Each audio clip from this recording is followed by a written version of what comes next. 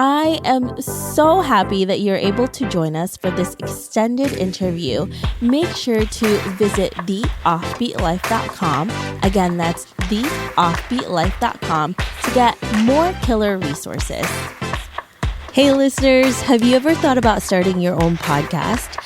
Lucky for you, I have created a new site that will help you learn how to launch, grow, and monetize your own show.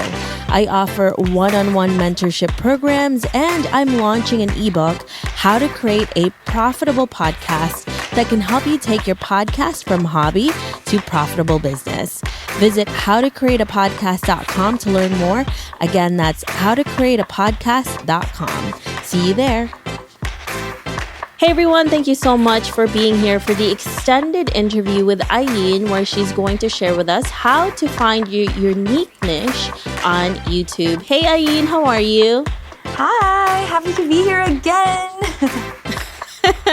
Thank you so much for being here. Before we get to your awesome tips and tricks, can you tell us a little bit more about you and why you live an offbeat life?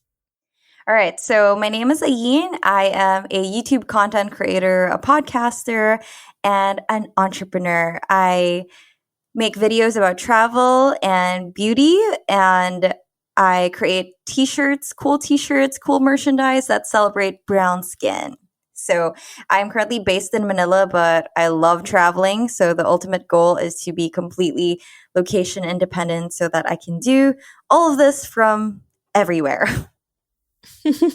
Well, that's definitely a goal that we can all support because that's what we are also trying to do, right? Yes. And you have a really incredible and specific niche. Can you tell us how somebody can also find their own specific and unique niche that they can be proud of and they could actually put out there that people will want to watch and see? All right. So in the Philippines, I guess in our very small YouTube community, when people think of morena girl or brown skin girl or dark skin girl, they think of me, I guess. And that's weird because we're a nation of brown people, but for some reason, being a confident girl on the internet about having brown skin, it's a novel idea. It's like, wow, a brown girl who actually loves being brown. That's new. But I guess just being authentic with who I am, that has kind of established what I stand for. And that translates across all of the platforms that I'm on. So whether it's Instagram or YouTube or my small clothing business or the podcast, it's all about being a confident brown girl. So even like TV documentaries, when they talk about skin whitening or COLORISM in the Philippines, they usually reach out to me because I've just been talking about it for so long that I've become this sort of go-to resource person for this specific topic. And I guess if you do it enough, especially on YouTube, if you're consistent about your message, like brands catch on and people eventually realize that you're genuine about your message. And yeah, it shows. It shows.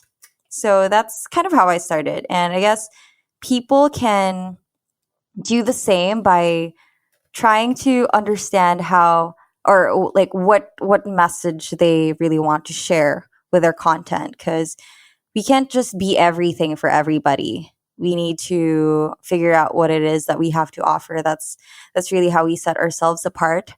So sometimes it would take a long time for us to figure that out. For others, it's the simplest thing in the world, but it's just a matter of exploring, I guess, our interests, our background, our advocacy. So Yeah. And it's definitely a lot of it is what you're passionate about, because if you're going into a platform and you want to do this successfully, it's going to take you quite some time to really establish yourself in that specific niche. So being passionate and really determined to do this and just very persistent can go a really long way to do that. yes, for sure. Now, when you have found that specific niche that you want to do, how do you establish yourself as that go-to person? Number one is consistency, for sure. Consistency because whatever you post online, it lives on forever. And it's a double-edged sword. It could be the thing that really propels you forward and makes you that go-to person. But also at the same time, if it's there and you suddenly change your mind and then you just end up being this inconsistent person on the internet with no, or just someone who's not genuine, I guess. So the thing is with me, it was more than just me having opinions on this topic. To me, it was very personal. So I was very vocal about it. So whether it was through my YouTube videos or my Morena makeup tutorials, I made sure that that was always part of the story that I was telling on the internet. But more than that, this all started with my undergraduate thesis. I wrote a paper entitled Language and Colorism, Beauty Ideologies in Pond's Philippines YouTube Advertisements. So this is where it all started. So every time I would speak at a conference or I would talk about colorism in my videos or in articles that I would write, it would always be backed by research and not just my personal biases. Because sometimes it's so easy to let our personal experience lead our message, but I think it's important to actually do our research and make sure that the information we're putting out there is backed by facts. So I guess that kind of set me apart because I wasn't just another girl ranting about discrimination or injustice. It was just very factual. It was a thing that was happening in the Philippines, and these are the facts. So I guess the approach was also helpful because I guess it was in many ways objective.